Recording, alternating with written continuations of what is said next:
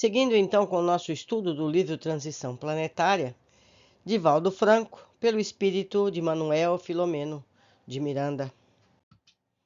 Socorros inesperados. O incidente inesperado colheu-nos de surpresa, que certamente não o fora para o nosso mentor, em razão da sua admirável faculdade premonitória. Investido de uma tarefa de tal envergadura, somente a pouco e pouco ia se desvelando com relação ao nosso grupo.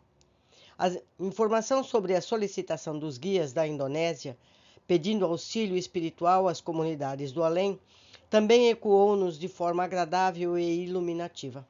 Como realmente não existe o caso, todos os labores edificantes são pré-organizados. Estudados com cuidado, examinadas as possibilidades de êxito ou fracasso, e quando começam, o plano avança com segurança e metas bem definidas. Realmente, recordava-me de quando soaram as cornetas em nossa colônia, naquela manhã de 6 de dezembro, e todos nos recolhemos à oração, porque de imediato o nosso serviço de comunicações informou-nos sobre a grande tragédia, facultando-nos acompanhar os infaustos acontecimentos. Ignorava, porém, os cuidados estabelecidos pelos mentores e a solicitação de ajuda solidária no mundo espiritual.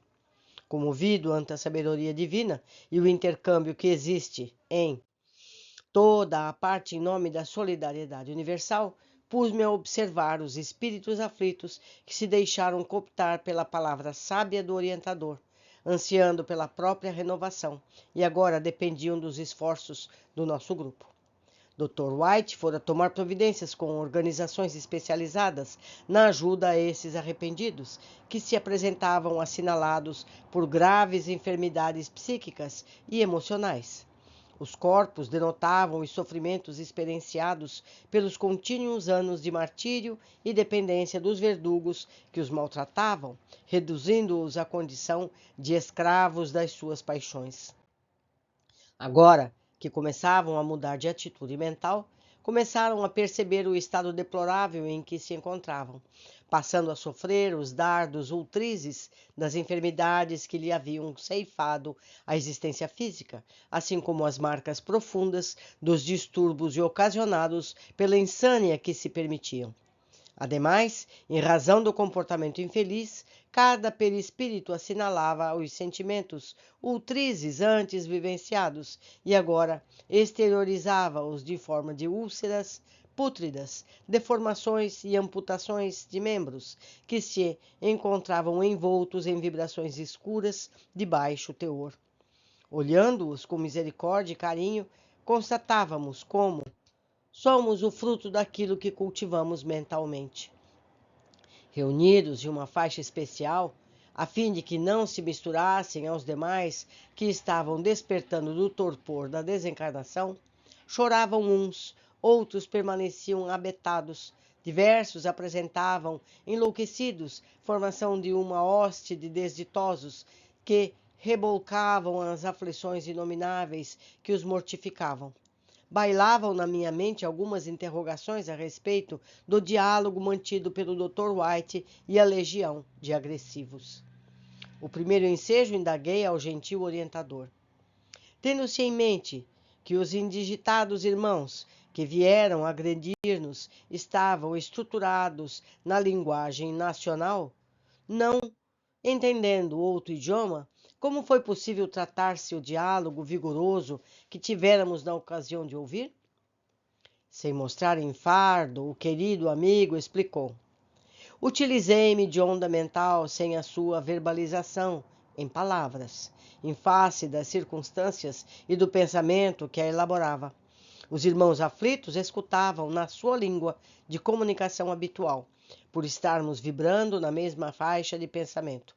Por outro lado, os amigos do nosso grupo, por sua vez, ouviram o diálogo no idioma com o qual nos comunicamos, qual ocorre nos nossos contatos íntimos, constituindo um grupo de espíritos procedentes de países diferentes. A nossa comunicação é mental, sem a necessidade da expressão oral, formulada nos padrões de cada idioma. A linguagem do universo é o pensamento que modula as expressões de acordo com a captação de cada ouvinte. Essa tarefa de interpretação da linguagem é característica do perispírito que armazena as matrizes idiomáticas dos países por onde transitamos nas diversas existências corporais. Mesmo quando estamos diante daqueles que procedem de regiões pelas quais não passamos no percurso das reencarnações, a sua mente capta a onda emitida e a decodifica. Tudo ocorre com automatismo e neutralidade, sem que haja esforço de quem quer que seja. Ou seja, meus amigos, ele transmite a ideia. E a ideia é traduzida na mente de cada um segundo o seu próprio idioma. Continuando. Nada obstante, quando ocorre uma sintonia de ideias, interesses ou anelos, o fenômeno se torna mais eficiente e mais rápido. Na discussão que travamos com o chefe da Grey Rebelde, usamos as formulações da língua inglesa, que eram captadas no indonésio, no português, no filipino, portanto, igualmente pelo nosso grupo de cooperadores procedentes dos países que se comunicam nesses idiomas. Depois de uma breve pausa, conclui. Imaginemos uma orquestração sinfônica que nos alcança os ouvidos, acompanhada de um coral que se expressa em determinado idioma. E constataremos que registramos a música e as vozes penetrando no seu conteúdo, embora sem compreender as palavras que os cantores enunciam. O importante é o conjunto melódico, a emoção que nos desperta, a alegria que nos invade e o imenso bem-estar defluente do seu efeito musical. O momento não permitia ampliação do diálogo, porque naquele instante havia parado a regular distância um veículo do qual saltaram alguns lidadores do bem que se aproximaram, apresentando-se ao Dr. White. Tratava-se da ajuda solicitada aos responsáveis pelo acolhimento de cuidados em relação aos irmãos arrependidos, que se haviam proposto renovação e entendimento. Diversos desses operários da caridade adentraram-se em nosso campo de socorro e passaram a assistir os sofredores, conduzindo-os um a um ao transporte que pairava no ar, a 1 metro mais ou menos acima do solo. Alguns se movimentavam com dificuldade, embora a assistência recebida, logo sendo acomodados num total de 80. O responsável pela condução agradeceu o nosso mentor e de imediato a nave decolou com velocidade, seguindo o roteiro estabelecido. Sentia-me edificado ante a misericórdia divina, que luz para todos, sempre ao alcance de quem a deseja receber. Ao meu lado, o amigo Ivon Costa considerou a sabedoria divina e a constituição do amor vibrante em toda parte como a sua mais bela manifestação. Menos de 2 horas antes, aqueles irmãos recolhidos acreditavam-se pertencentes ao submundo infeliz, na erraticidade inferior, lutando contra as leis soberanas, embora a elas submetidos, enquanto que agora rumavam na direção da felicidade que haviam desdenhado por décadas de loucura e de ignorância. Simultaneamente, os irmãos recém-despertos pela nossa atividade encontravam-se em área próxima, sobre um gramado verdejante, e podiam desfrutar da claridade do dia que lhes chegava, tênue, embora a sombra predominante próxima dali. Por sua vez, eram recambiados para a colônia de refazimento, graças à abnegação de inúmeros servidores polinésios, alguns procedentes de ilhas remotas, que eram tidos como primitivos. Generosos e ingênuos, dedicavam-se com alegria infantil ao socorro dos nossos irmãos vitimados, entoando algumas das canções sentimentais das terras que habitaram, antes da desencarnação. Vestidos com simplicidade, usando barretes coloridos, as suas roupas davam-lhe uma beleza singela e harmoniosa. Pequenos tremores ainda aconteciam sob as águas profundas do Oceano Índico, sem que novos danos ocorressem na superfície. Dr. White convidou-nos ao retorno à nossa sede por algum tempo e, usando a volitação, como todo o grupo, chegamos à comunidade que se encontrava em movimentação. Era mais um imenso hospital a céu aberto, com alguns pavilhões onde eram recolhidos os pacientes mais agitados do que um lugar de repouso. As vibrações ambientais eram benéficas, proporcionando o refazimento emocional que o desgaste natural na faixa em que estávamos laborando se fazia forte. Dirigimos-nos imediatamente ao núcleo de acolhimento que nos fora reservado, e após ouvirmos as recomendações do benfeitor, que nos recomendava 4 horas de revigoramento, de prece, reflexão, liberou-nos para o repouso necessário. Encontrava-me comovido ante as messes de misericórdia com que me havia agraciado. Enquanto mourejava na terra, abraçando a doutrina dos espíritos, tentava compreender como seria a vida fora da vestimenta carnal, sem o conseguir em plenitude. Por mais que a imaginação procurasse encontrar parâmetros para facultar-me o entendimento, tudo quanto lograva conceber era um pálido em relação à realidade na qual ora me encontrava. É muito difícil estar-se mergulhado no mundo dos efeitos, tentando entender as causas, qual acontece com o conteúdo de qualquer natureza que procure imaginar como será o continente que o guarda. A única constatação somente é que há vida em toda parte, movimento e ação, sendo a Terra uma pobre cópia daquele admirável mundo pulsante, permanente, de onde nos originávamos. Orei então em favor dos irmãos em processo de renovação. Aqueles que se haviam rebelado contra os divinos códigos e se encontravam de volta como náufragos vencidos, mas sobrevivendo.